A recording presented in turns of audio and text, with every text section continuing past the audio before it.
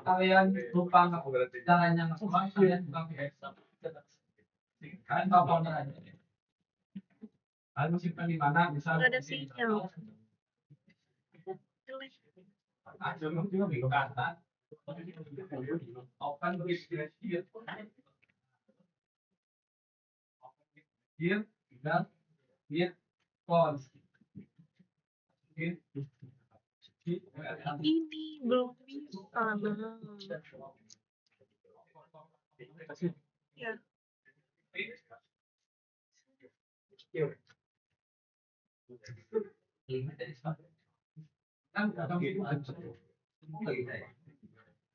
Nah, udah yang itu aja.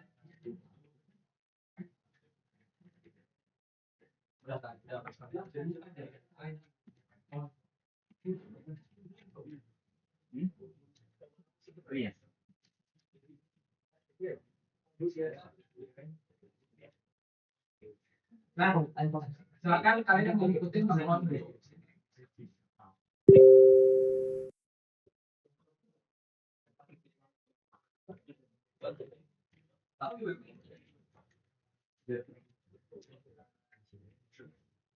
Sekali lagi yang mau ikutin silakan telepon, yang mau tidur nggak apa-apa.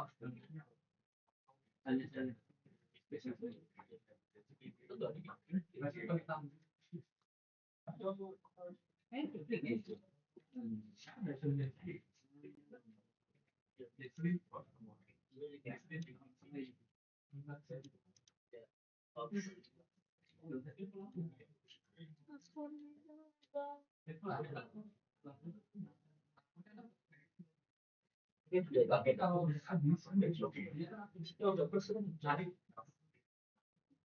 Iya, kan?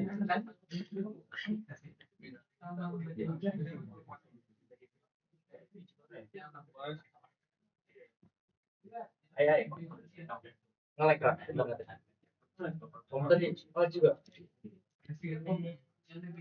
Udah tulis diri. Udah gue ya.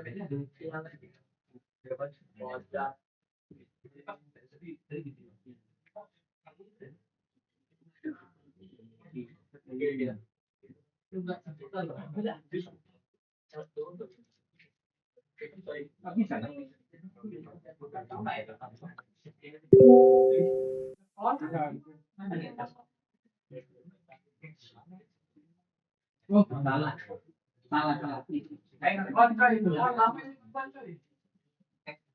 Buat codingan yang di front itu udah ada di WA ya. Tanya padanya.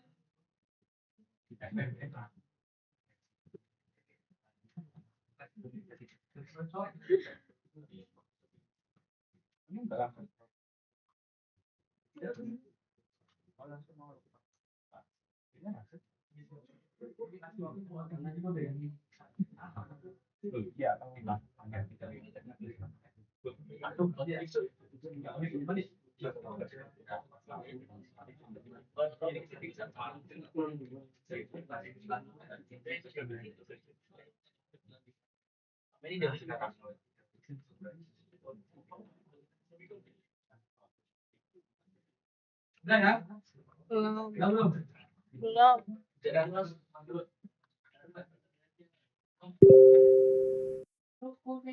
Ya. Mau ikut silakan. Kalau yang mau kelompok langsung aja. Satu kelompok aja.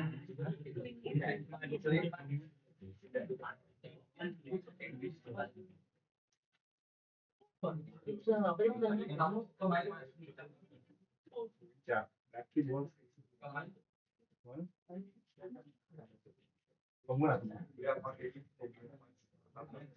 Punya udah berapa? Berapa persen? 35 ya. Berapa persen?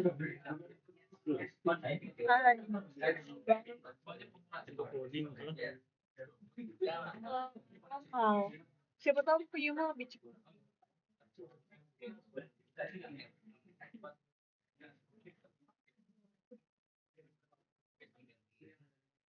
Ya,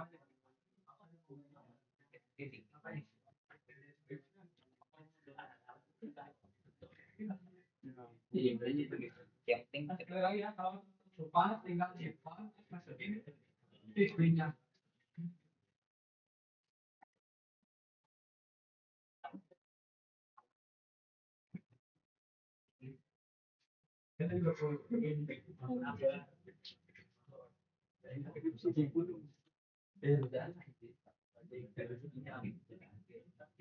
Ih, duluan punya yang FA-nya aja sekalian juga. Akhirnya mah. Nih. Itu udah disuruh. Belum. Biar sefolder. Telepon. Jadi percaya. Iya.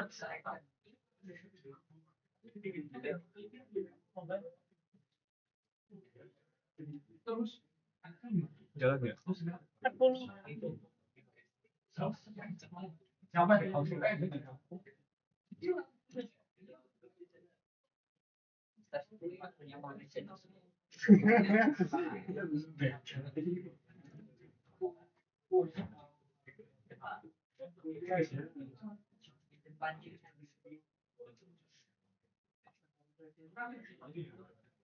Ih.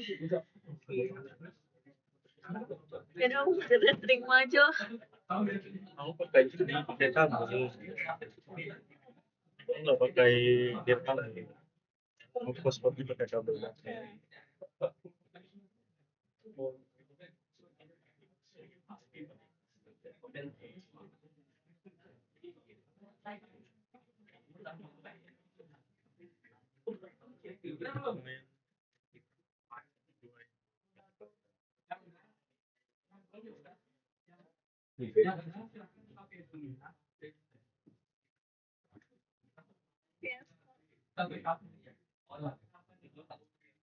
aja itu ingin aja dulu. Punya aja Pak kabel, Pak kabel. Emang mana? Ada apa? Jadi gini dong, bisa.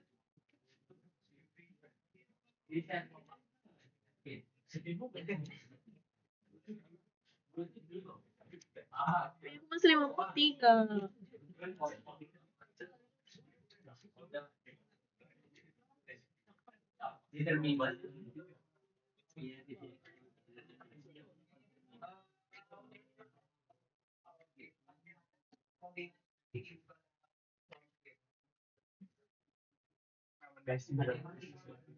Satu.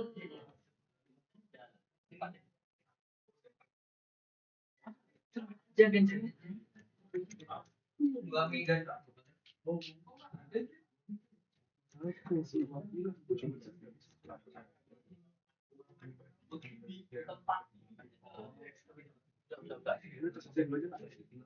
arah mana ke atas.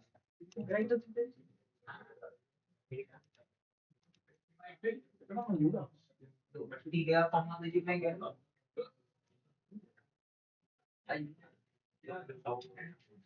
Teman-teman silakan dibuka.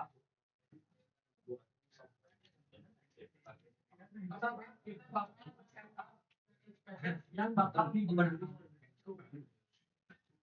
Karena kita laporan dari kita, udah pasti kan mobilnya belum ada ya. Karena kan dihapuskan. Pertama, sebelum kita install package yang dibutuhkan, kita install dulu package yang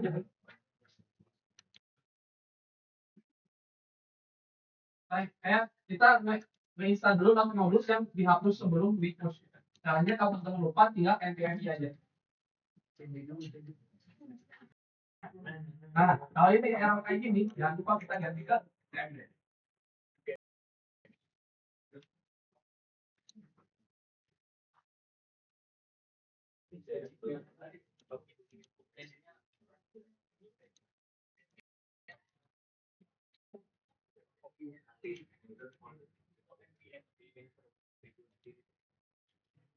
Gimana ganti terminalnya?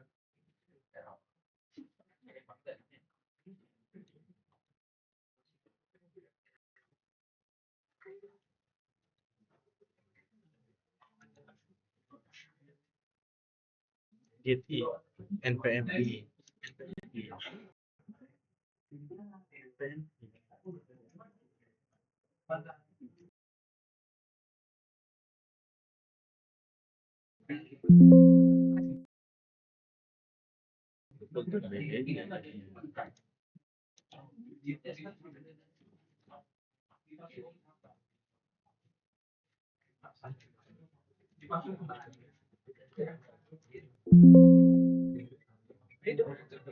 Yang udah silakan NPM tunggu ini lama karena kita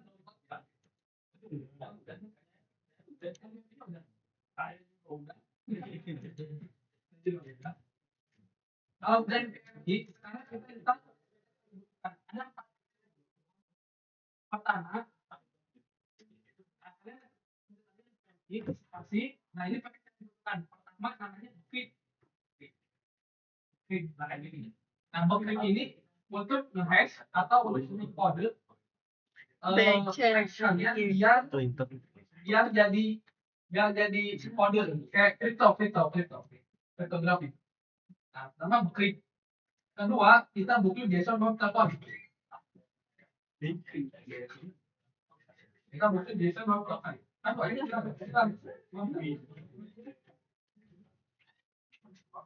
Nah, pertama untuk decrypt, kedua JSON web token. Jadi autentikasi nanti itu kita bakalan generate token untuk mengakses endpoint yang kalau misal belum login dia nggak bisa mengakses. Nah itu kita butuh token kan, nah itu pakai JSON web token. Terus kita pakai namanya .env. .env ini buat apa? .env ini buat nyimpan data-data private atau data-data privacy biar nggak di-include pas kita nge-push ke GitHub. Jadi data-data rahasia itu disimpan di .env. Sama satu lagi kita bakalan pakai yang namanya cookie parser. Jadi token kita itu nanti bakal disimpan lewat cookie di browser. Jadi kita butuh package namanya cookie parser. Nah, sampai nanti jadi kita butuh 4. Pertama bukti, kedua JSON web token, ketiga .env, keempat cookie parser. Kalau udah kalian tinggal enter aja.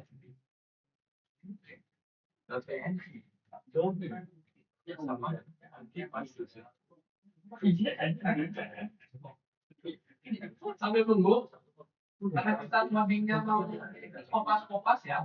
Teman-teman silakan buka GitHub-nya Pentoon.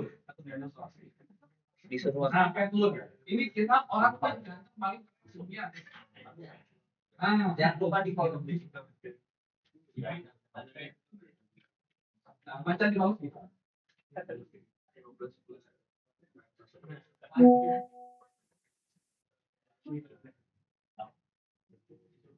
Kalian buka yang baik sini. Nah, udah. Kalian jamin aja dulu. Kalian jangan langsung kopas langsung bilang semua nanti bau. Sekarang kita harus dijelasin dulu. Kalau langsung dikopas kita belajar apa? Di tempat mas.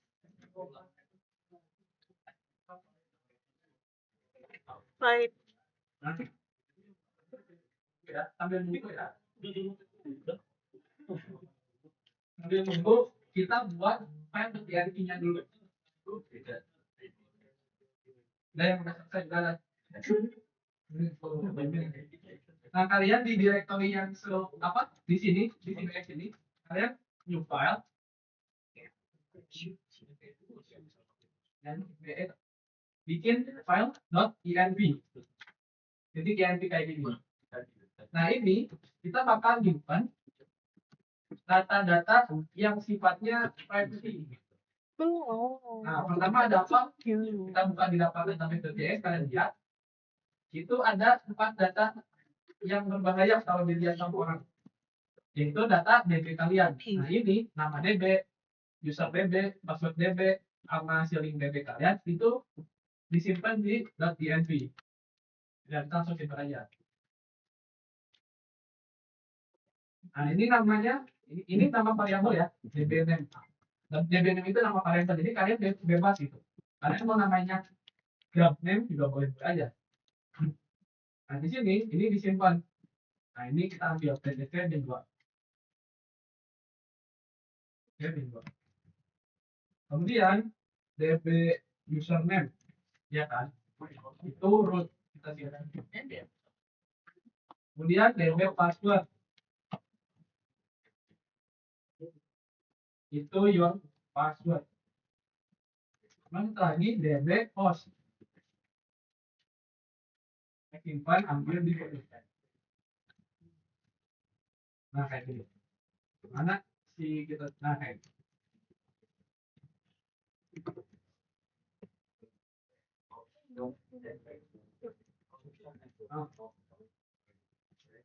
Nah, kalau udah kayak gini, kita juga butuh dua kunci untuk nge-generate si tokennya. Yang pertama namanya refresh token secret. Secret. Ada yang beli siapa ya?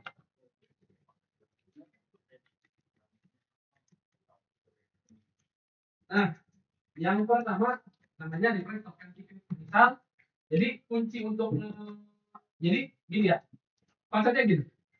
Token itu di-generate berdasarkan data yang kita punya. Jadi nanti itu dia kayak crypto di hash gitu. Nah itu bisa di decode. Nah nge-decode itu pakai kunci. Karena kan nanti kayak gini ya, nanti si tokennya tuh kayak nggak jelas gitu. Nah itu bisa di decode. Nah decode itu pakai kunci. Nah kuncinya itu gini. Nah ada dua kunci namanya refresh sama akses. Akses itu akses token secret. Akses itu waktunya lebih sebentar dibanding refresh. Jadi dalam mengakses endpoint yang kita cegah itu pakai akses. Nah waktunya itu cuma 30 second atau 60 second gitu biasanya. Nah buat nge-refresh untuk dapetin si token akses yang cuma sebentar itu kita butuh namanya refresh token. Nah refresh token ini nanti disimpan di database. Nanti di data. Nah akses, nah ini isinya bebas. Ini karena kan kunci yang untuk decode kan, untuk nge-generate token kalian. Jadi ini bebas. Di sini misal kuncinya itu adalah rak TCC menyenangkan sekali. Nah kan, yang refresh token itu sangat jujur sekali. Nah, ini kunci ini nanti bakal dipakai. Nah, ini kan kita simpan di .env. Buat ngakses apa namanya? Buat ngakses file si .env-nya itu kita butuh paket tadi namanya .env. Makanya tadi kita bentuk paket .env. Kita cek udah beres belum ya? Nah, ini kan udah beres. Soalnya kita ngambil. Nah, sampai sini ada yang ditanyakan, ada yang ketinggalan? Ada ya? Kalau nggak ada, langsung teman-teman masuk ke database.js. Masuk ke database.js. Kemudian teman-teman import package yang mau digunakan. Nah, sini kan kita tadi pakai .env ya. .env from .env. Nah, kemudian untuk dapetin data dari .env-nya, kita pakai function .env-nya config punya si .env. Kayak gini. Nah. Terus untuk aksesnya, akses di datanya, teman-teman bisa buat variabel kayak gini. Once db name sama dengan, nah ini buat aksesnya gini, proses .env nama variabelnya db name bisa kayak gini. Nah kalian bisa disimpan di variabel kayak gini baru dimasukkan ke sini. Atau teman-teman langsung tanpa simpan di sini pakai proses langsung. Proses.env.db username. Nah kayak gini itu boleh juga, tergantung teman-teman senangnya kayak gimana. Kalau aku karena nggak rapi, aku biasanya kayak gini aja, langsung faktor aja.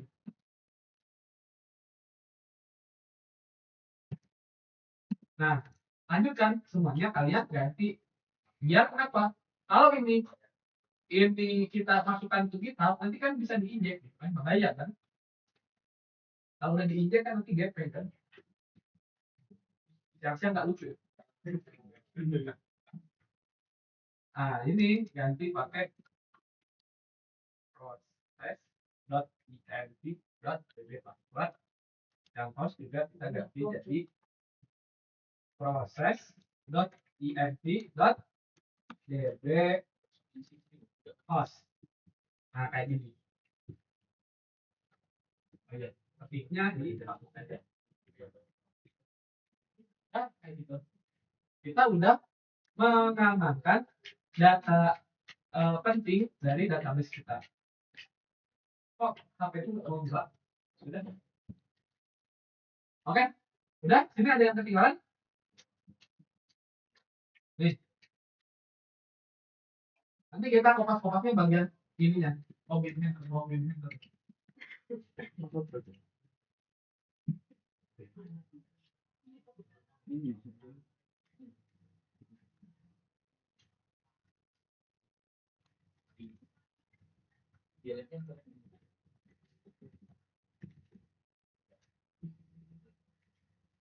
Tadi chaos. Karena aku keluarnya yang PCC sebagai dari anjing. Salah.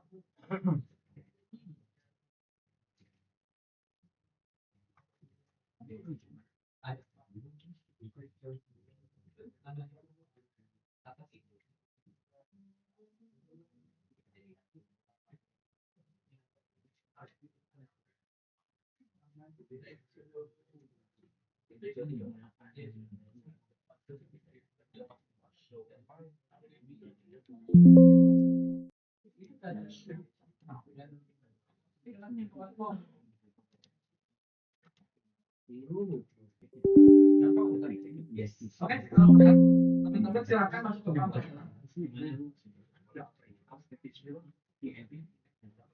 Silakan. Ada yang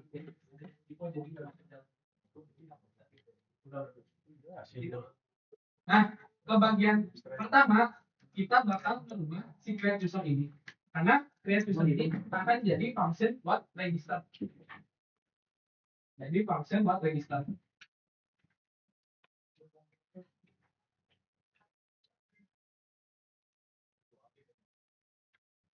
Kan di sini masih pakai input result ya. Nah, kalian mau pakai tetap input result terus ngatur parameter apa yang di parsing lewat prompt apa aja, atau bisa kalian ganti kayak gini langsung dan kita tandain yang masuk itu apa aja. Nah di sini name, email, gender, terus password. Oke, request tadi. Kemudian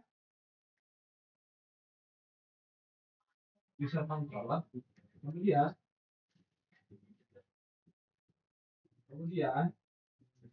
nah kemudian kan ini kita ada ngambil password ya. Nah password tersebut nanti di database itu hasilnya harus udah di hash, jadi enggak bugil gitu, enggak password utuhnya. Jadi ketika ada yang injek itu masih tetap aman gitu, karena udah di hash. Kita bikin variabel namanya counts and trip password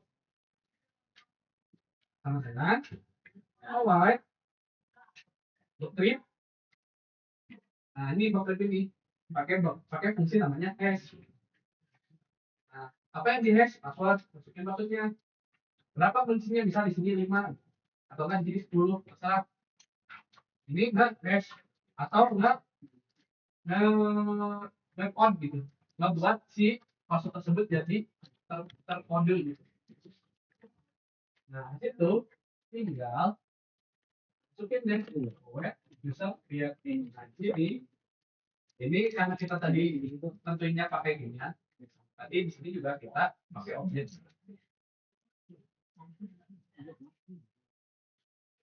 Nah ini enter, kita masukin m koma dua email koma apa sih dan titik dua dan koma ini gimana sih tadi. Nah terakhir passwordnya itu titik dua encrypt password. Nah, kayak gitu. Nah, pusat berhasil registrasi. Nah, ini untuk regis.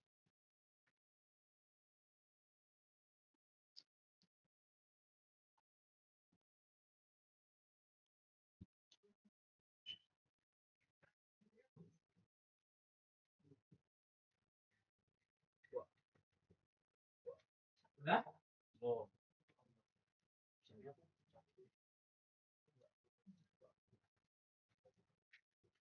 Udah.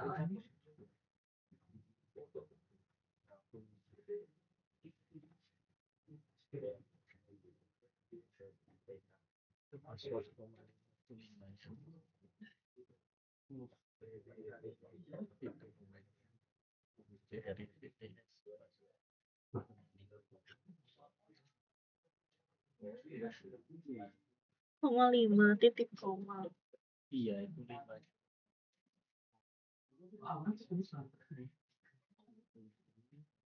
Betul.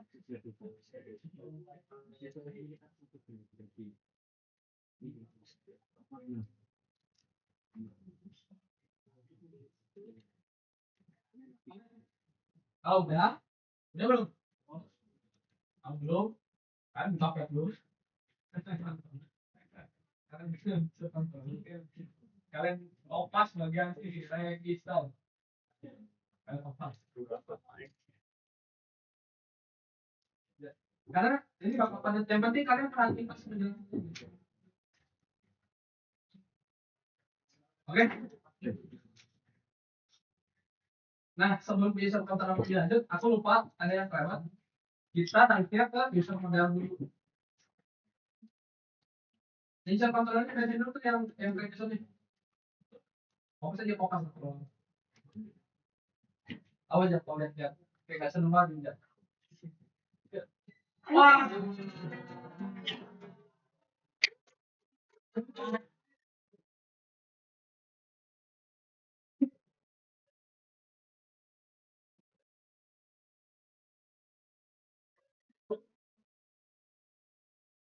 Bener masih kok.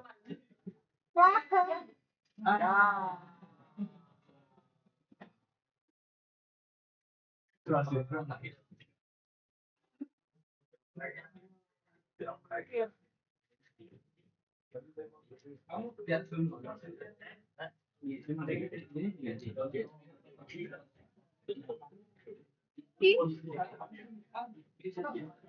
Apa nggak paham?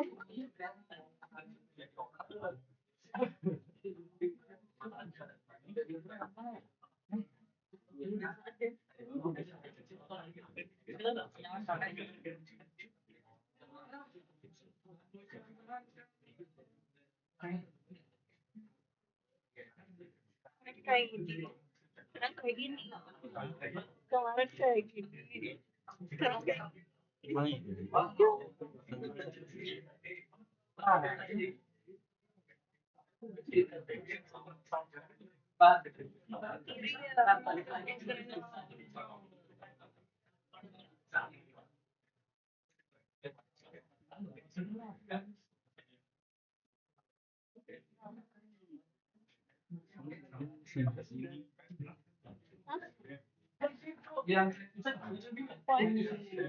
Yang di kopi saya buat bisa ya.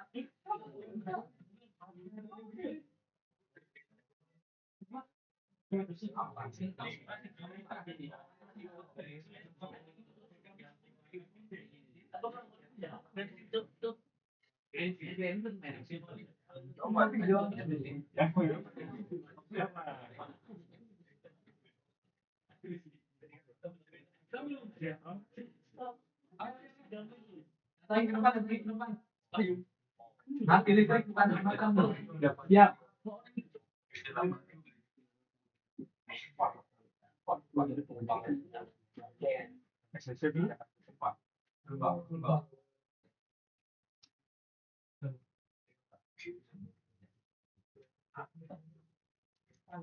Aku bilang aku nggak bisa.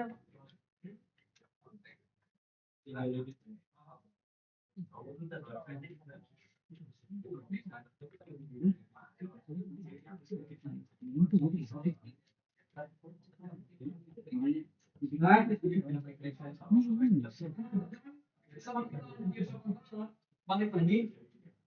teman-teman buka user model. Itu kan struktur database-nya belum ada password sama refresh token.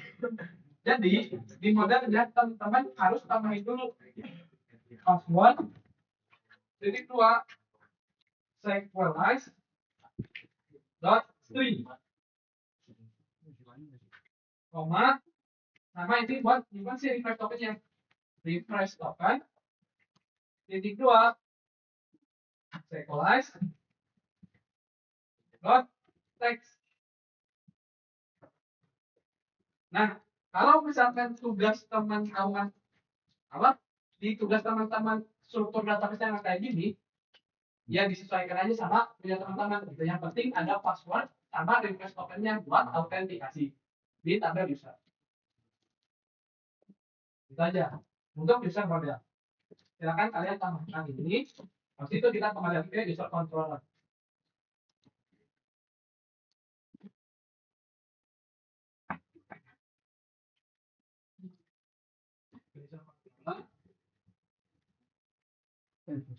Nah, tadi kan kita udah membuat si function itu jadi register. Kita bakal update si user ini biar bisa kita update function update ini biar bisa terima password. Tapi kalau misalkan update tanpa password juga bisa. Gimana caranya? Gini cara. Nah, ini karena cukup panjang ya. Kita mau pasang. Kita mau pasang. Kenapa nggak sekalian semuanya? Kita mau pasang. Kok panjang banget?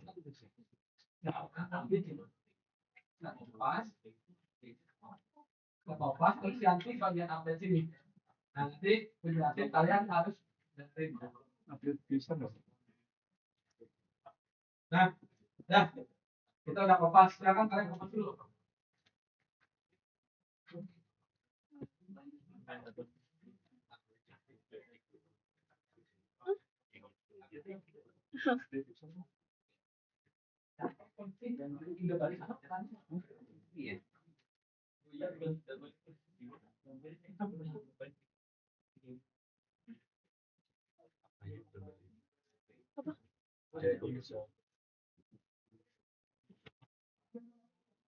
Udah balik. Silakan kopas dulu. Nanti aku jelasin.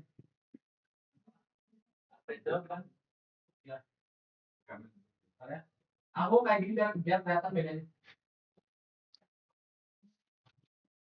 Nih. Kalau yang sebelumnya itu kan tinggal input result terus kita masukin ke update kan. Kelihatan. Kelihatan nggak kalau gini? Nah kan yang sebelumnya kita tinggal input result terus langsung panggil pakai function dot update dari Axios kan ini function Axios. Nah sekarang kita bakal ngatur si input apa sih request body-nya kita spesifikin karena nggak semuanya kan. Nah ada name, email, gender sama password. Kemudian di sini kita simpan variabel jadi objek variabel name, email sama gender. Kenapa? Karena barangkali front end-nya itu cuma mau update si name, email sama gender doang gitu. Kalau nggak dikayak giniin, nanti si passwordnya juga harus ikut. Tapi kalau nggak dinamika ini biar dinamika biar ada password atau nggak ada password itu bisa langsung dipakai gitu. Jadi jadi objek pakai type ini. Terus dia ngecek kalau misalkan passwordnya ada, if passwordnya ada, password yang dimasukin atau yang dari parameter yang diparsing itu kita decrypt kayak tadi pas buat akun lewat pas STM encrypt password while decrypt dot hash password 5. Berarti ini tuh nge-hash si password dengan kunci 5. Nah, terus update data dan password. Nah, itu maksudnya gimana? Si password yang udah di-encrypt ini dimasukin ke objek ini. Nah, ini yang maksudnya bilang. Jadi ada password itu nggak ngerubah codingannya banyak, tinggal ini doang. Terus baru di sini sama kayak yang sebelumnya, tinggal manggil user aja gitu. Nah cuman hasil dari interaksi database kita simpan di variabel bernama result. Kenapa? Nanti di bawah sini dijelas. Nah, ini di update-nya, kalau di sini kan pakai input result, ini pakai update data karena kita tadi pakai update. Gitu. Kemudian di bawahnya, nah, kenapa pakai resultnya disimpan? Itu untuk ngecek. Jadi ini aku pakai error handling. Apakah ada baris yang terpengaruh atau terupdate? Hanya ini if result 0 atau if result index 0 dengan 0, tapi kan nggak ada tuh. Res status 404.json atau user not found. Jadi statusnya pilot, message-nya user tidak ditemukan. Ditemukan atau tidak ada data yang berbatu satu juga terpakai si update datanya sama si resultnya biar bisa jadi perbandingan gitu. Oh ternyata bedanya di mana? Itu bedanya. Itu untuk update. Ada yang ingin tanyakan?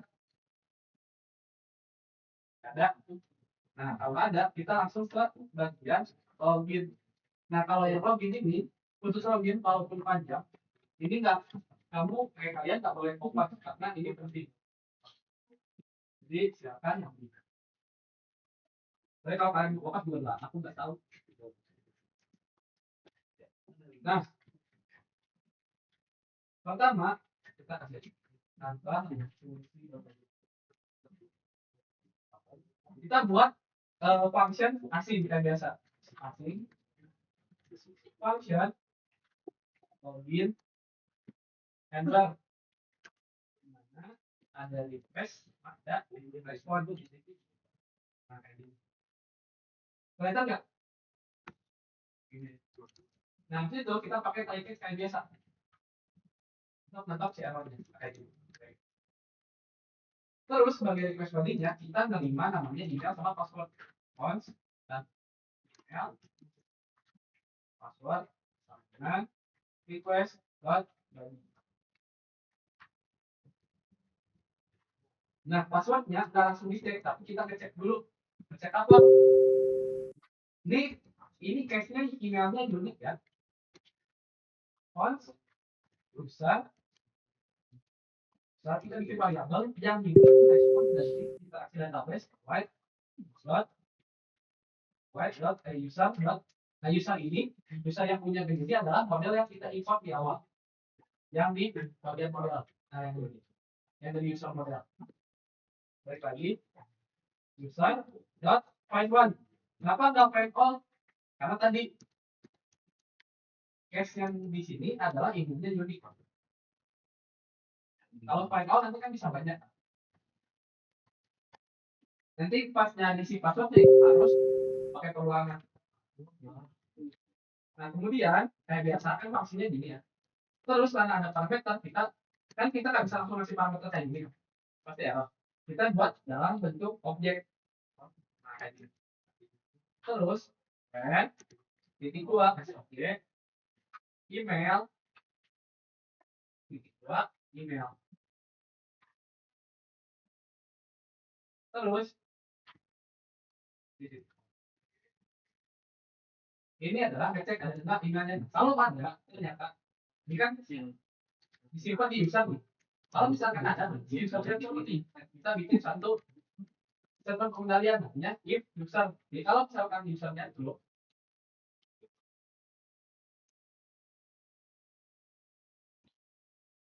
itu kita bakal nggak decrypt password. Once decrypt kan tadi ke encrypt ya. Kalau decrypt itu sebaliknya. Decrypt password sama dengan white decrypt passwordnya di decrypt dot convert dibandingin password yang jadi inputan dibandingin sama apa? Sama user dot password sama password yang ada di database. Itu kenapa ya Bang? Karena ini masih Y praktek. Nah, habis itu ketika kita nge-generate token si JSON website kan, token itu nyimpen metadata atau nyimpen data dari respon user di sini. Jadi kan ada email, nama sama gender kan. Kemudian request token dan passwordnya sebagai data sensitif. Nah, makanya sebelum di generate dari token si metadatanya, kita harus misahin dulu data sensitifnya. Gimana caranya? Caranya kita bikin dan namanya framework user plan. Plan itu ya teks doang gitu. Plan. Kita pakai MLCase. Nah, si respon yang dari sini, dari si await user ini kan bentuknya masih belum bentuk objek. Jadi kita perlu nge-convert dulu ke bentuk objek. Kenapa sih di-convert dulu ke bentuk objek? Biar bisa di-assign ke tokennya. Nah, ini kita tinggal pakai tinggal dipanggil variabel nya user to sound. Jadi user. Nah, di situ udah dibentuk objek, kita kecualikan yang sensitif. Jadi gimana? Gini, ini kan masuk nggak terpakai nih karena sensitif nih. Terus request token kan nggak disertakan nih. Sertakan nih. Titik dua kita kasih underscore. Underscore-nya dua kali ya, yang request token yang password. Kemudian titik kita bikin variabel namanya kayak ini self type self data. Ini maksudnya gimana kita jelasin. Kalau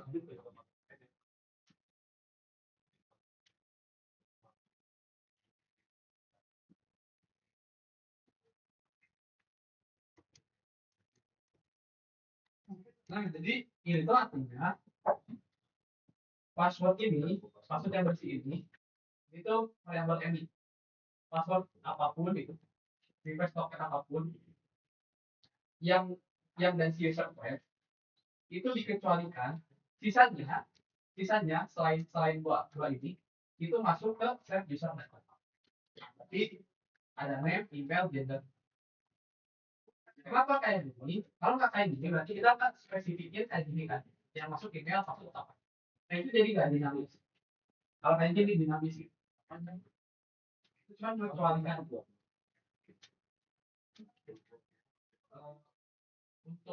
isi password itu kan isinya di sana. Jadi underscore-nya 2 untuk bedain variabel yang sama sih password.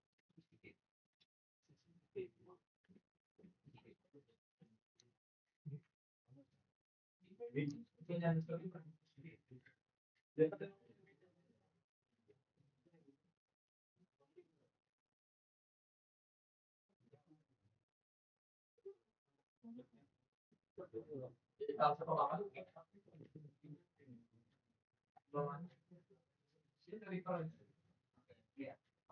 itu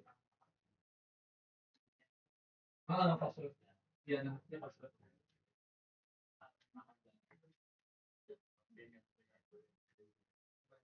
Gimana passwordnya ya? Jadi ini kayak ini pakai di password isi dari tulisan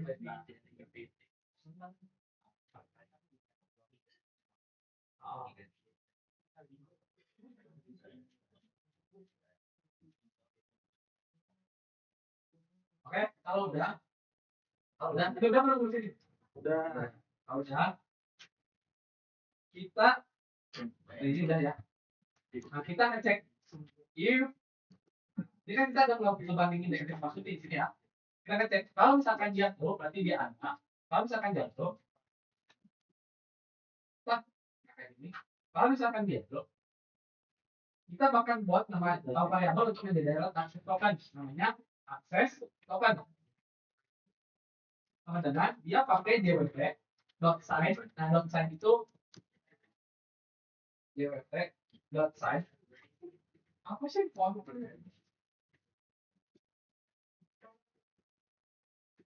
dwp Design. Nah ini ke generate. Jadi si token kalian itu desain dari apa? Dari si set user data kalian. Jadi kita tahu aja dari sini user data. Koma. Nah itu di generate-nya pakai kunci yang kita simpan di .env. Proses.env dot access yang tadi udah kita buat ya. Bahkan secret. Nah kayak gini.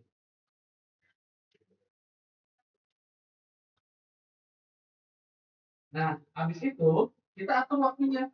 Si token ini berapa lama bisa dipakai. Nah, namanya parameter kan nggak bisa langsung dipakai ya. Kita harus buat dalam bentuk objek. Habis itu kita rapi, terus masukin expired,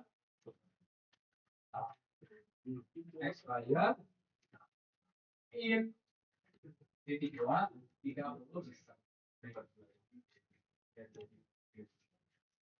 tinggal di titik. Nah, akses token ini lebih sebentar. Kenapa? Karena biar aman. Jadi nanti si akses token itu bakal di refresh terus gitu. Sama sih refresh token. Ini ribet aja sih. Ini sebenarnya kalau di cache kecil nggak terpakai, cuma nah kalian copy, kalau di manual kalian copy terus tinggal bagian tempat.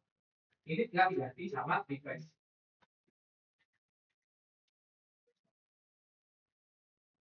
Pusat data ini ganti ke refresh.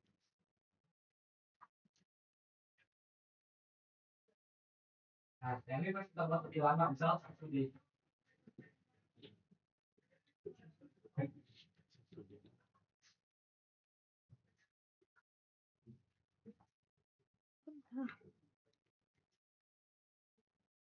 Nah, kalau udah pakai tokennya udah di generate, refresh tokennya udah di generate, kemudian kita update dulu si usernya.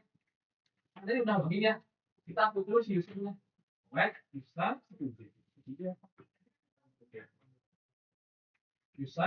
dot update untuk nyimpan si refresh token. User dot update. Nah, lupa kayak gini. Terus parameter itu pakai objek refresh token sama titik 2 refresh variable refresh token. Refresh ada token. Kemudian jangan lupa koma, kasih lagi objek, kita belum nyatat webnya. Dan titik 2 titik lagi id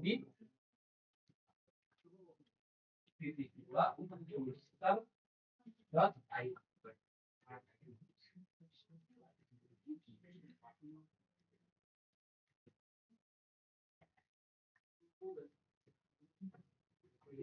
Nah, di sini adalah bagian yang penting, bagian yang sering bikin error, yaitu kita nyimpan si refresh token itu di cookies. Jadi nanti skemanya refresh token yang di cookies, skemanya nanti refresh token yang di cookies itu bakalan dicek sama enggak sama refresh token yang ada di database. Kalau misalkan sama, dia bakalan nge-generate si akses tokennya. Jadi kita bakal memanfaatkan cookies. Nah, karena kita masih lokal, aturannya kayak gini.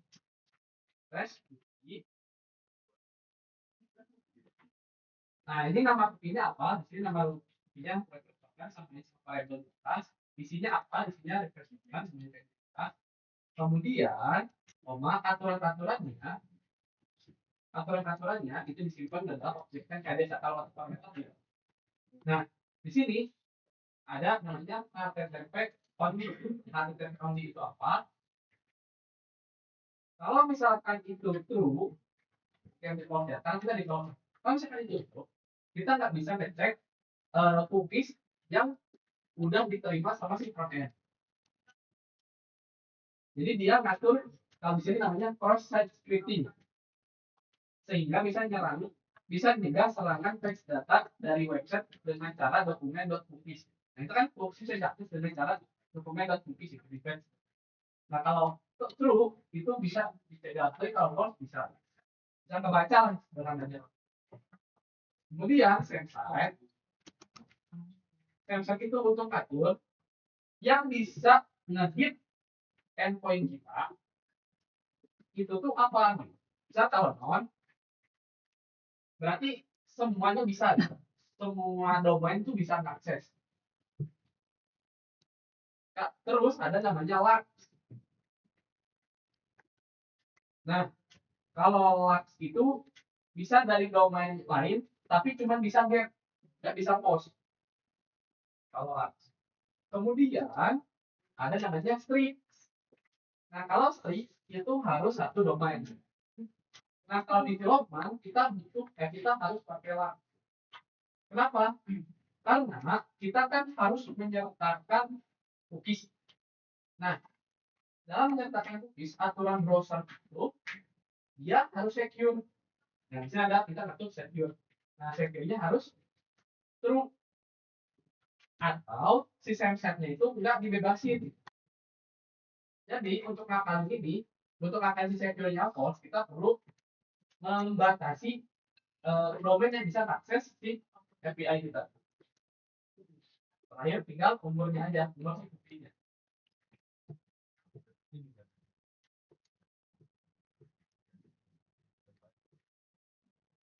Nah ini penting. Jadi pas di development sebelum di deploy, ini settingannya kayak gini. Secure-nya false, setnya lax. Kalau enggak, nanti kalian kena error, namanya false policy. Tapi nanti kalau udah deploy, setnya kalian buat non, secure-nya kalian buat true. Tapi itu kalau udah deploy, tapi karena kita belum deploy, ininya dibuat false, jadi dibuat false. Nah ini yang paling penting itu ini. Karena ini yang sering buat error. Nah kalau udah di bagian mana sih? Di bagian ya udah ini tinggal dikasih titik koma. Nah ini kan koma kan. Nah kalau udah jadi boleh opas. Saya pentingnya udah dibahas.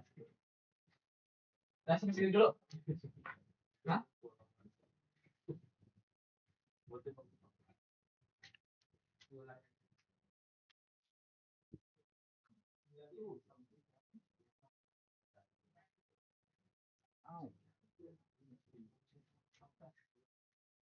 Kalau kalian aja kenapa maksudnya harus kayak gini formnya?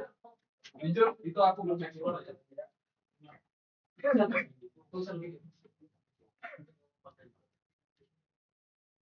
Itu kalau mau datang subjek.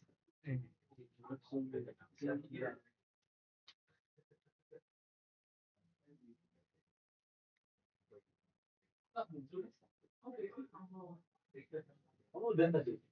Nah, udah belum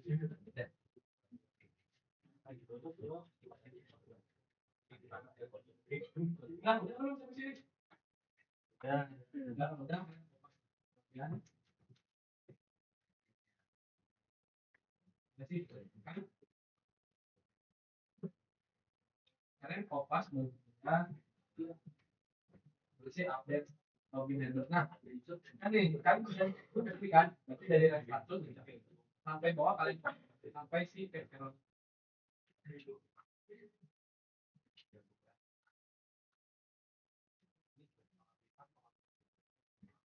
Nah, dari sini berarti sampai ke error ini kalian blok terus kalian pasang dia ke error. Udah deh.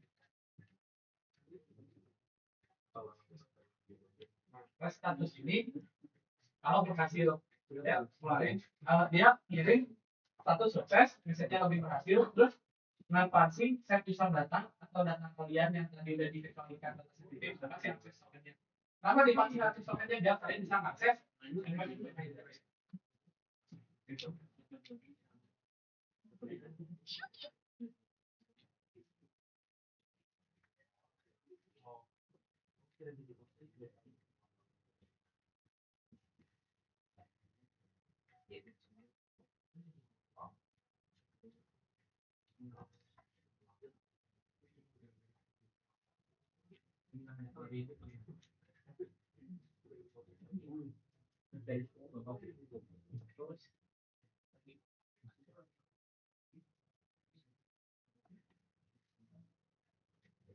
Login handler, udah semua.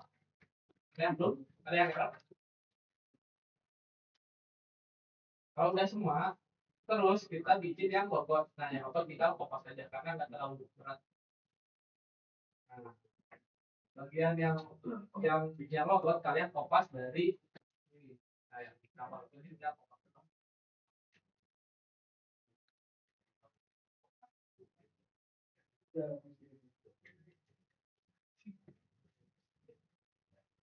Karena aku nggak.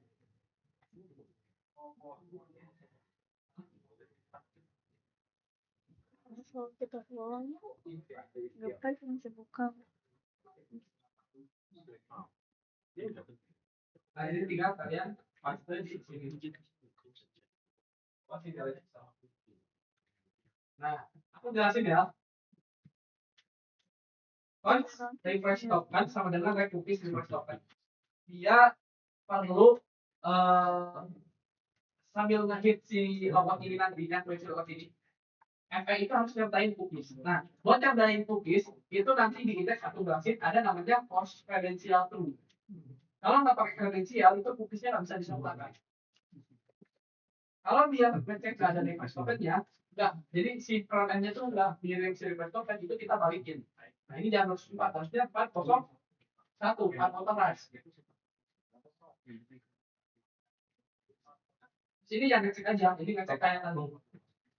Terus kalau misalkan ternyata refresh tokennya nggak ada sama nggak ada di database, itu kita balikin juga return restart.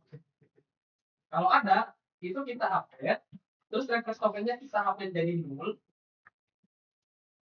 Kemudian cookie-nya kita hapus, clear cookie, refresh token, hapus cookies yang tersimpan. Udah deh. Sekarang kita tinggal ini export function tersebut. Login header sama logout. Udah.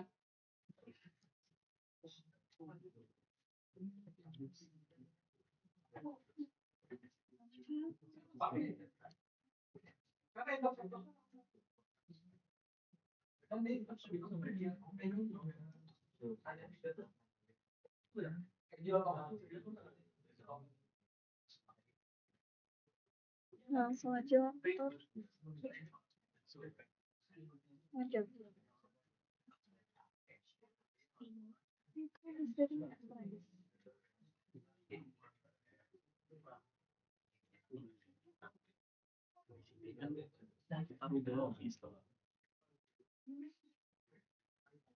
Ya udah aku ada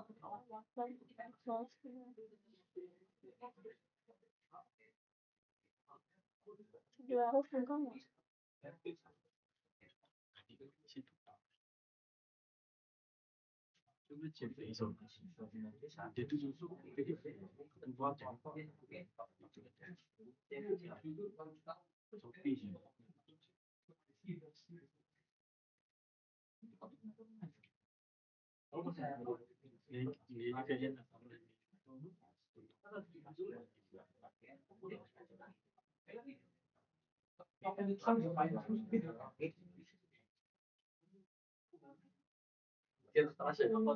Oke, lanjut ya.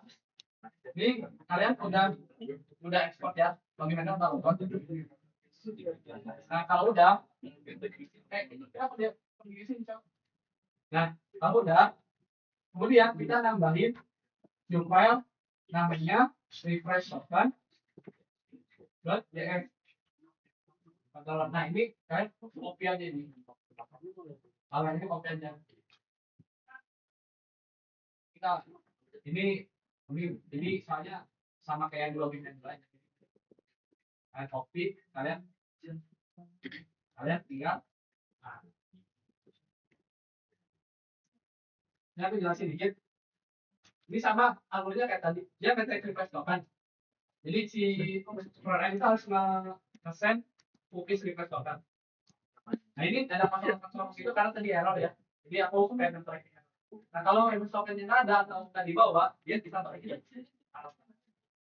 Kemudian kita dicek request tokennya sama nggak sama yang di database. Kalau misalkan nggak sama, kita balikin. Tapi kalau misalkan ada dan sama, itu kita verifikasi atau kita decode. Nah, makanya jadi ada error sama decode kan. Ini inputannya, ini outputnya.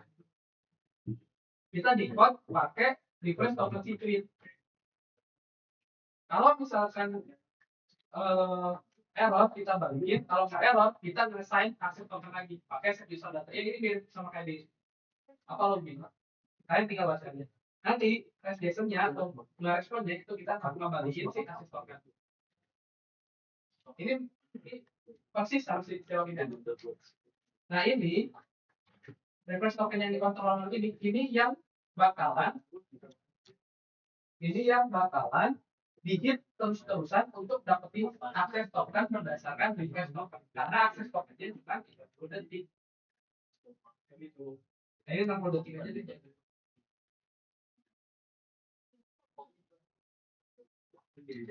Udah belum yang request token.js?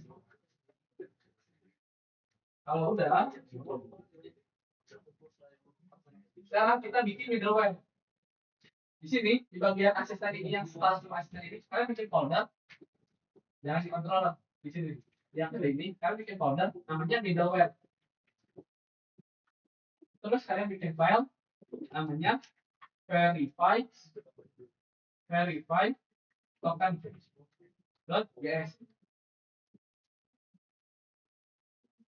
Nah kalau ini tinggal copy saja.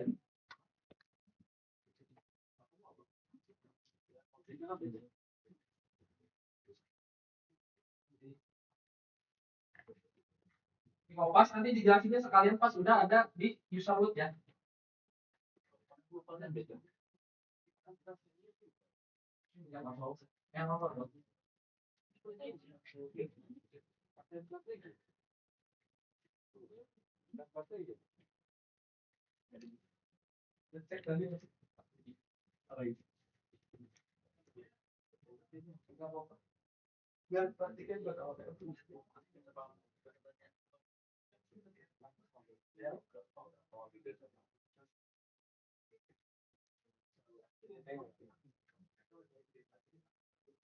Oke, udah belum?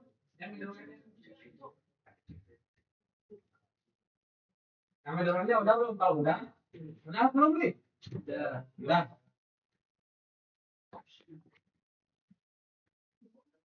Kalau udah, kalian ke user root. Nah, sekarang kita nambahin endpoint yang baru. Nah, ini jangan lupa kita panggil dulu bagian header. Terus apa lagi? Oh, gitu. Terus apa aja tadi? Verify. Terus apa lagi? Replace token.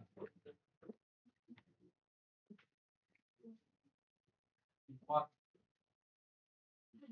Replace token. Nah,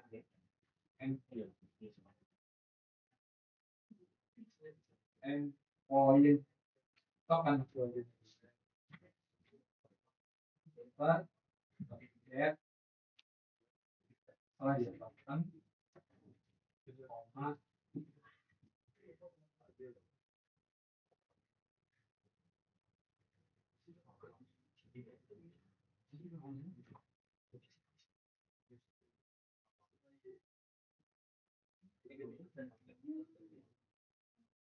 Nah ini kan baru endpoint login out sudah post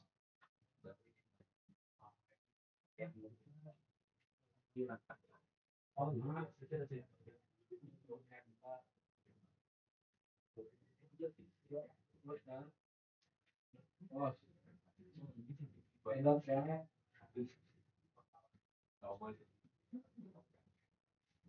apa namanya? Robot.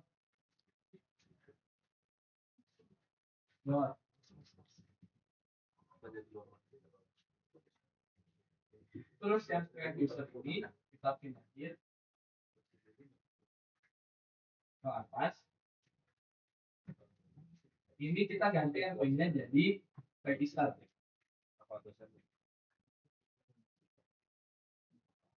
Nah ini, yang ini kita jagain pakai verify aktif. Jadi kayak gini. Jadi kalau misalkan kita nggak punya stok kan dia nggak bisa aktif.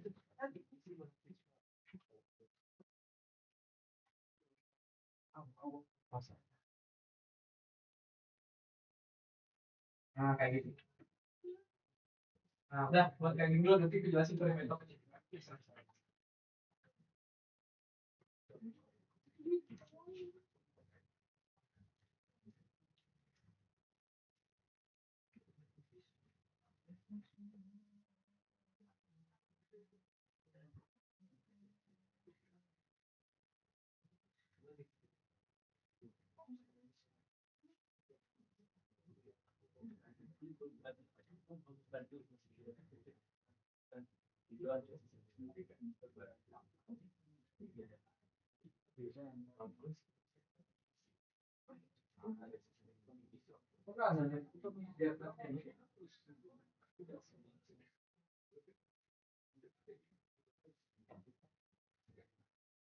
Ini juga ada mekanisme.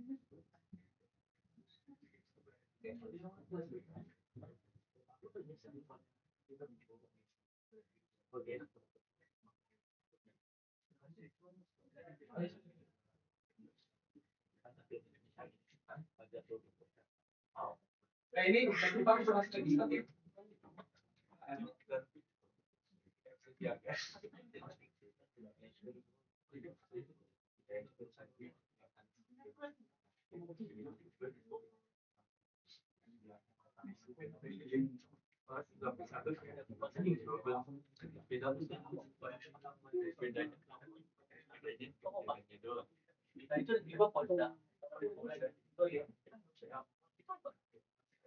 Perih.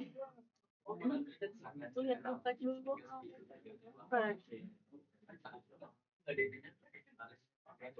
Udah, kalau udah, kalau misalnya aku mau jelasin verify token. Kalau misalkan kita akses users, itu kita masuk ke function verify token. Kalian lihat function verify token. Di sini ada const out header sama dengan request header authorization. Ini itu variabel. Kalau si frontend mau ngakses, itu harus menyertakan header yang isinya token. Jadi header ini authorization itu tokennya. Nah ini kontrolnya ini tidak bisa dibagi. Nah si kan header itu kan header tiba biru token gitu kan. Intinya nggak langsung tokennya kan. Nah jadi untuk ngambil si tokennya aja dulu, tokennya aja nggak sama detek sebagai header biru dan lain-lain. Itu pakai ini const token sama dengan header dan header split spasi satu. Ini di indeks ke satu itu si token. Maksudnya gimana? Nah, ada nggak ya di sini request action? Nih, di sini kelihatan request action di sini. Nah, kan dalam menyertakan header error kan? Nah, kan dalam menyertakan wah, kenapa anjir? Set limit kok.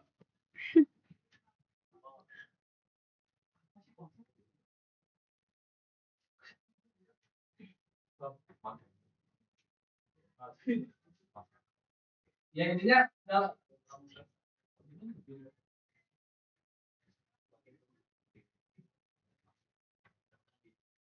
ya dan aja diperhatikan satu. Nah, intinya yaitu dia tuh ambil token dari si header. Nah, kalau misalkan nol itu kita kembaliin. Jadi kamu nggak boleh akses, kamu nggak boleh token gitu kan. Terus kita ngecek kalau misalkan dia nyertain gitu, kita ngecek si tokennya itu sama apa enggak sama di code sama data yang intinya kalau misalkan error atau misalkan nggak sama kita balikin lagi. Tapi kalau sama itu request email. Ini buat nyimpan email. Bebas ini kalian mau nyimpan berapa parameter ya? Berapa data? Karena kan tadi kan yang desain itu data kita kan. Makanya di sini ada decoded ke email. Karena si token itu udah di decode terus diambil si email. Nah, maksudnya next di mana? Maksudnya next di mana? Kita lihat user root. Kalau misalkan slash user kita masuk ke PMF. Nah, kalau misalkan aman sampai akhir, dia bakal next di mana dia bakal masuk ke function selanjutnya. Karena function endpoint pada user. Udah deh, untuk si user terakhir kita tinggal nambahin si index di sini. Kita nambahin import cookie parser from cookie parser, terus kita nge-import .env juga.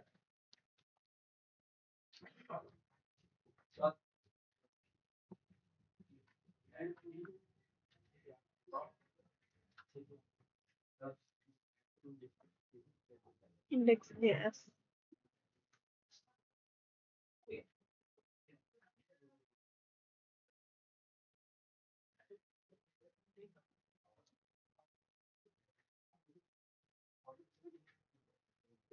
Nah,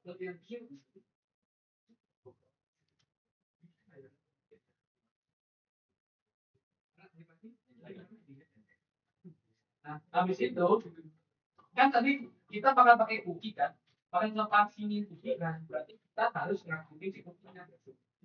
App dot use tab cookie parser.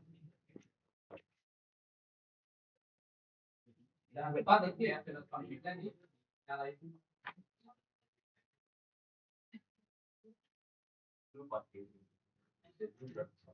Udah deh. Sampai sini udah untuk panggilan backend.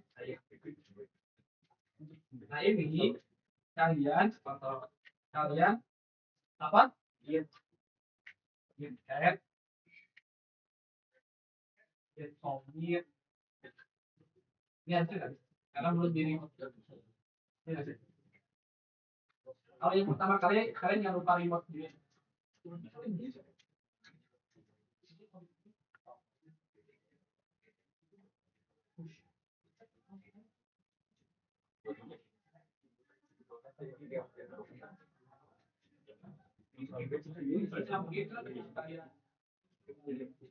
Sudah silakan kalian sampai gitu sampai. Jadi cancel kata.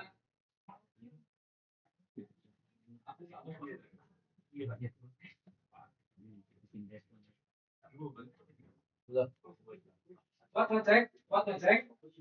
to check, kalian buka si fitur ini. Nah ini kalian copy aja yang request selesai.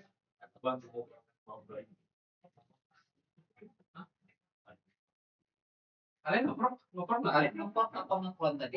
Ngeklon. Ya udah kalian gini apa? Diterima dulu, hubungin dulu saja. Ya udah ini git push nanti juga ada apa? Pop up untuk login gitu. Buat teman-teman yang ngeklon itu dotgitnya dihapus. Tapi kalau buat teman-teman yang ngeklon ya. Jadi kalau teman-teman buka project hasil ngeklonnya itu kan ada hidden file namanya dotgit. Nah itu dihapus. Nah ini Karena itu kalau nggak dihapus nanti nge-pushnya itu ke tempatku gitu. Dan itu nggak. ini dihapus dulu nih. Tapi kalau nge-port dulu baru nge-clone dulu ya bang.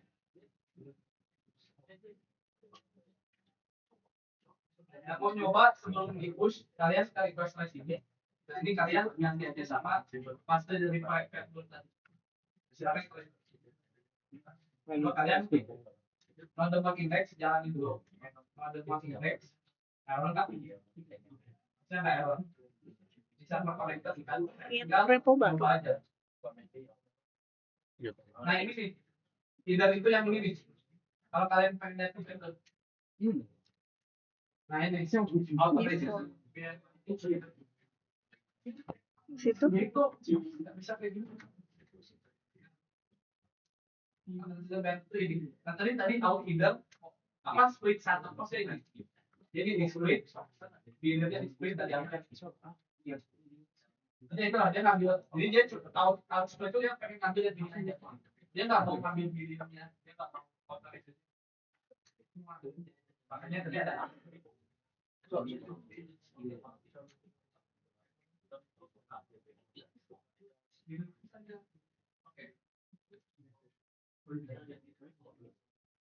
Iya,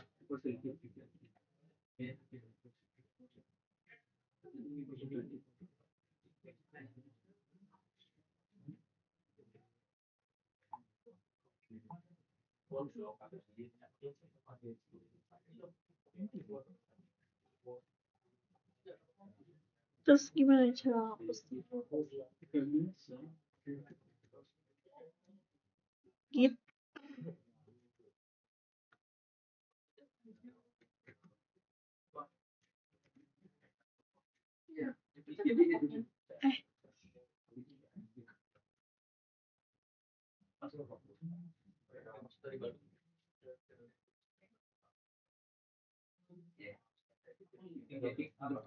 Di sini kan git base-nya.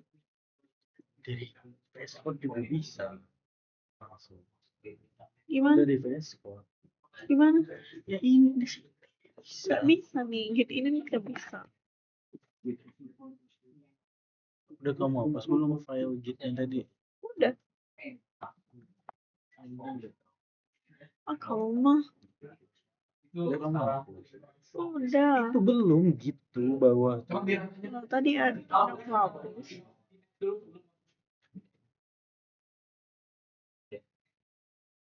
terus dicoba-coba aja si request-nya ambil dari si Petful. Ini dia bikin baru ini, abis aku ngetik ini dia muncul. Terus ini Udah kamu bikin belum Raffi? di fork kan?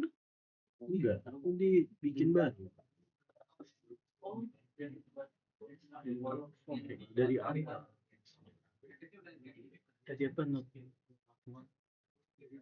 Nodemon apa?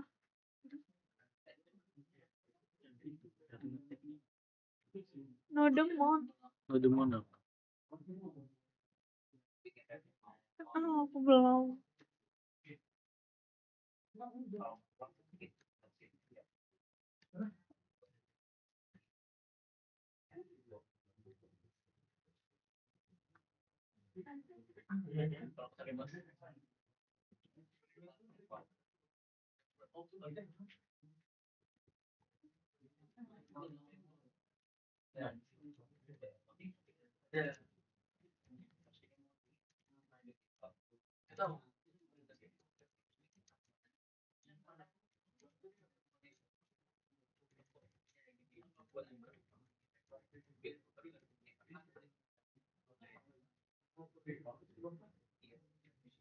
Masih itu apa?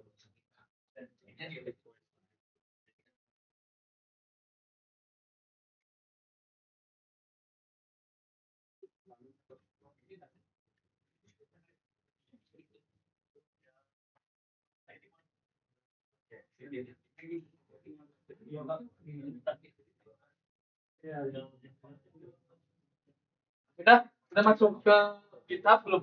Kalau udah kita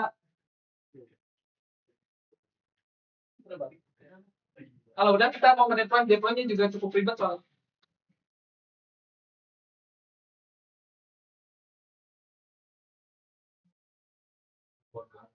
Error. Gitu kalau aja.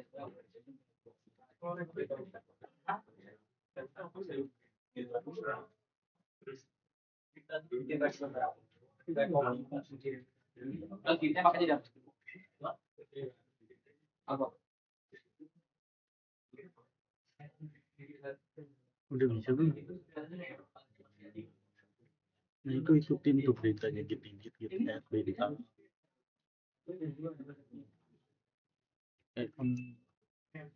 Ngepost biasa.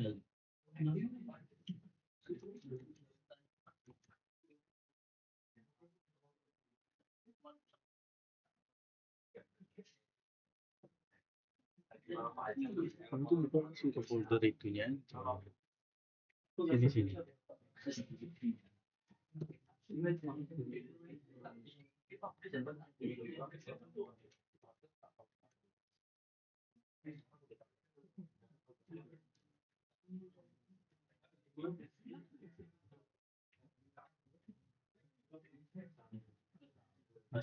Ini kalau udah ngepost gimana?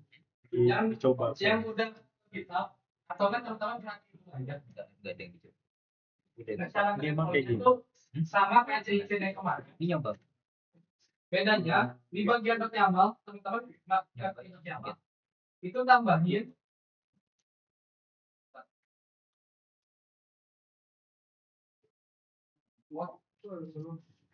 nah tambahin satu langkah lagi namanya ini ambil data INP yang disimpan di cloud storage. Jadi nanti .inp-nya kita simpan di cloud storage. Ini di cloud YAML ini nambahin satu lagi langkah.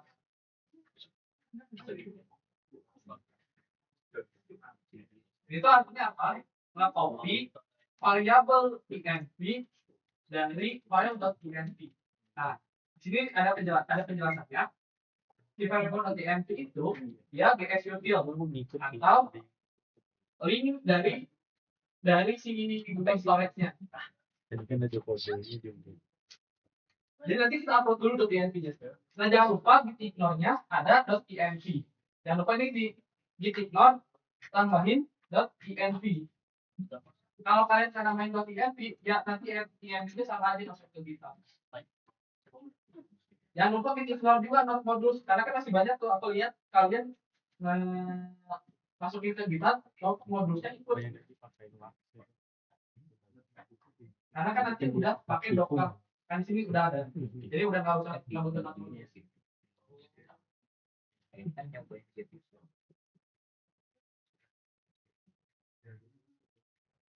Nah kalau udah ini ngambil di cloud YAML silakan sambil nunggu yang lain silakan buka cloud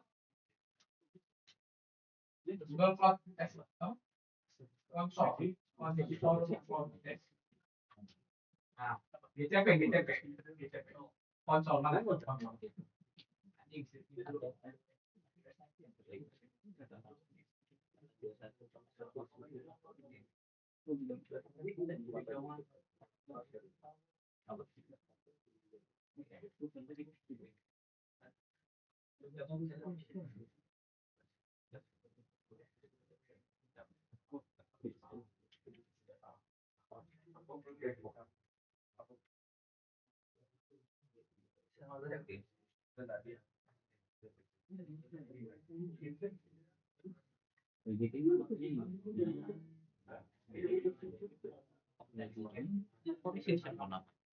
Nah, silakan kalian buka Google Cloud Storage.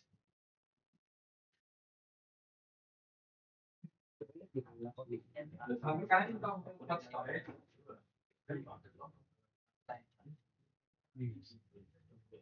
Yang Kalian pilih salah satu bucket saja, nggak usah bikin bucket dulu. Kalian pilih salah satu bucket, terus kalian upload ke INP kalian di sini. Nah, di sini aku udah upload nih ke INP-nya. Nah, udah diupload dan INP-nya kalian klik, itu ada GSUtil namanya. Nah, ini GSUtil. Nah, ini yang kalian copy. Di Zoom coba deh. GSUtil ini yang kalian copy. Di Zoom coba.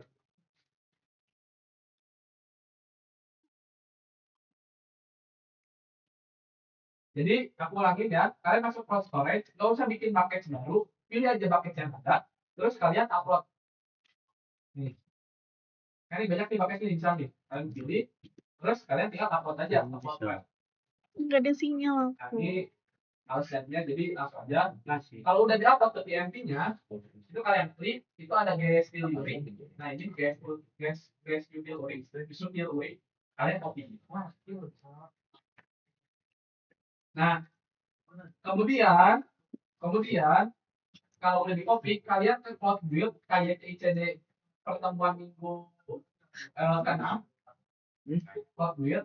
Terus di bagian trigger itu kayak biasa, itu kalian kayak biasa, kan isi aja kayak biasa, tapi ada yang beda satu. Yang bedanya cuma satu, di bagian advanced subdivision variables, di bagian ini doang yang bedanya, kalian add variable. Nah, variabelnya tadi kan di YAML kita udah nge-declare ya. Di sini nih ada di YAML. Nah, di Yaman nih. Nama variabelnya adalah underscore tmp. Berarti di sini kalian harus sama argumennya underscore tmp. Nah, value-nya itu GST memory kalian. Udah deh, kayak biasa. Tinggal kalian ya. Habis itu udah.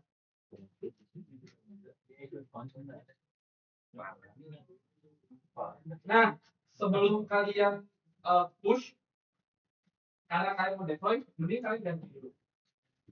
Cookies-nya. Kalian kan coba kan, jalan kan. Ini kalian ganti dulu.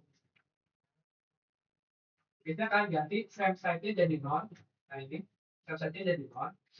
Terus secure-nya jadi true. Kan udah aman kan di lokal. Itu tadi setting apa?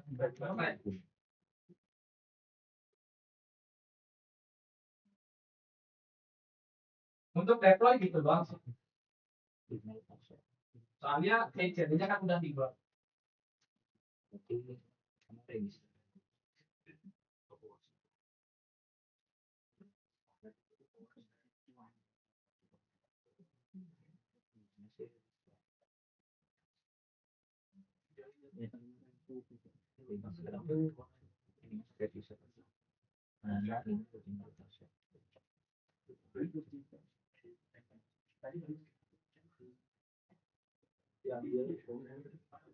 Ini gimana?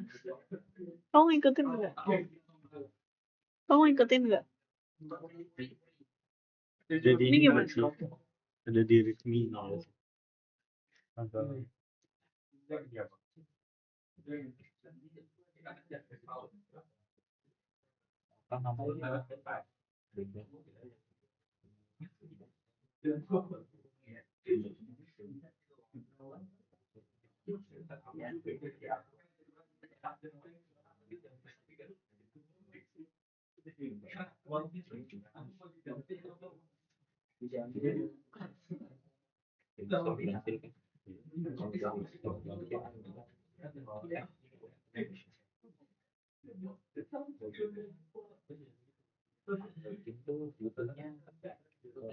Sama kelas.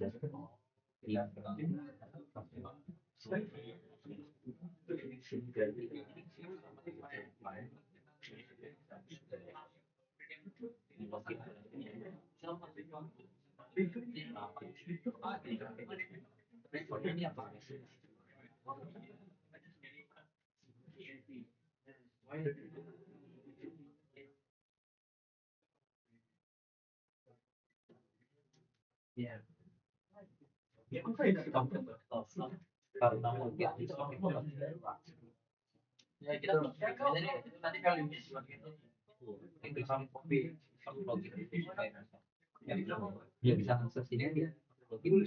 Oh iya betul betul itu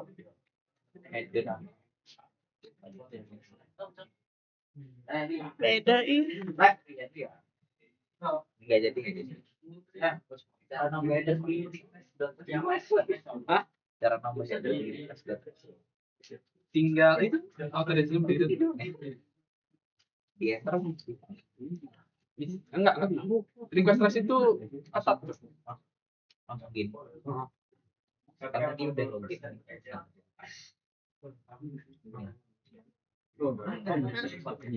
Habis Apa di post di GitHub tadi ngapain? Sini. Udah masukin INP-nya belum? Pilih aja bucketnya, nggak usah bikin lagi.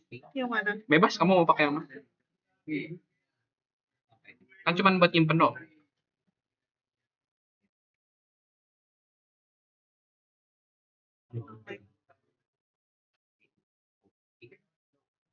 Ini yang udah GitHub ya, aku ulangi dan yang udah push ke GitHub, aku ulangi. Kalian pertama klik cloud storage, kalian ke cloud storage. Cloud storage itu kalian upload ke TNT kalian. Cloud storage. Mana?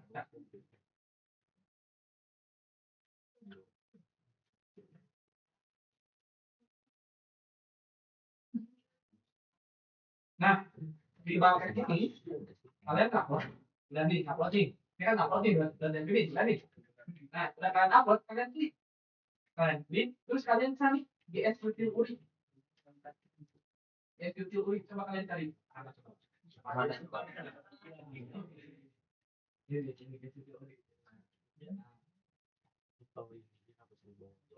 kalian copy nah habis kalian copy terus kalian deploy ke ICD biasa ke cloud build.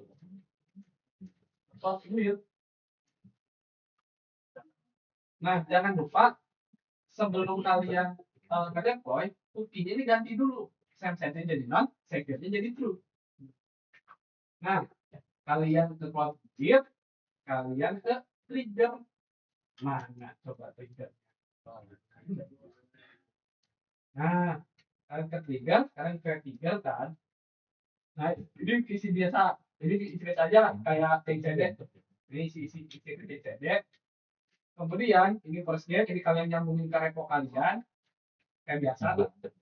Terus ini pakai objek ya, YAML, pakai YAML. Ini objek YAML. Nah di advance, nah ini aja yang ada di sini. Di add variable. Nah ini sesuai sama di YAML kalian. Di YAML kalian kan kalau lihat di step pertama itu isinya nge-copy variable underscore IFP. Nah value-nya itu unit kalian, unit kayak gini. Habis itu, kalian tinggal scroll ke bawah, tulisan akun kalian biasa, ya udah, itu tinggal saja. Nah, ini perlu teman-teman perhatikan.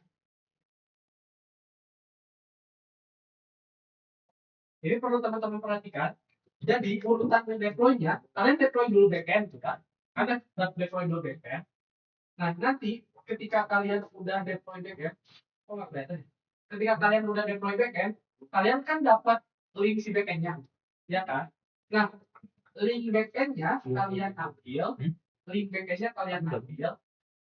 terus misalnya aku ke frontend ya, sini link backend-nya kalian ambil, terus kalian simpan di frontend. Jadi sebelum deploy frontend, kalian ganti dulu di bagian sort sini, terus bagian di ujung sini. Nah frontend-nya udah ada di ini. Nah ini kayak gini cara ganti dulu. Ya, si base URL itu based on backend kalian. Nah, habis itu kalian deploy kayak biasa ya. Setelah itu, FP-nya udah berhasil kalian deploy, kalian ambil linknya, terus kalian perbarui backend kalian di bagian kalian harus perbarui backend kalian di bagian origin. Dan itu kenapa nggak bisa? Origin yang di index. Jadi gitu ya urutannya. Jadi dari backend kalian upload, kalian ambil linknya, kalian masukin ke frontend. Dari frontend, kalian ambil link frontend, kalian perbarui link backend di bagian force, di bagian sini bisa bertahan 30 di bagian tadi pas lagi DS udah dapat akses di bagian sini Indonesia terus originnya itu kalian berubah jadi itu frontend. karena kita belajar Jadi kalian kurang lebih ada 3 kali kalian deploy. Kalau enggak nanti kalau misalkan kalian backend-nya belum diganti ke link shooter ini yang originnya belum diganti, itu nanti kalian sudah close site bakal kena error. Kalian ditanyakan atau pusing?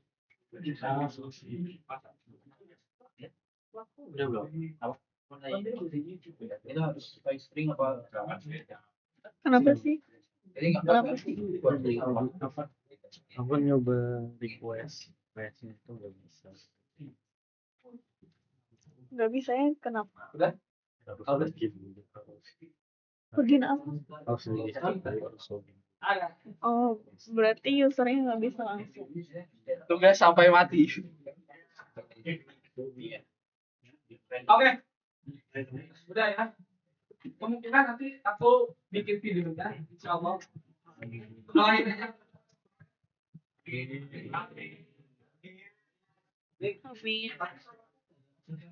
Amin. Amin.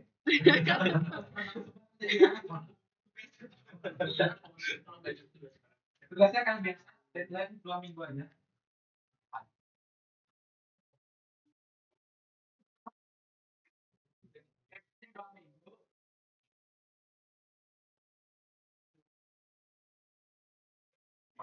Deadline-nya 2 minggu. link apa namanya tugasnya ngapain, tinggal nambahin authentication di tugas kalian yang sebelumnya gitu aja. Untuk pertemuan pembelajaran ini minggu terakhir, nanti kita ketemu lagi di tanggal 26 Mei, kalian udah siap presentasi. Untuk proyek akhir itu ada satu kriteria tambahan, yaitu kalian menambahkan dokumentasi dari backend. Formatnya serapi mungkin.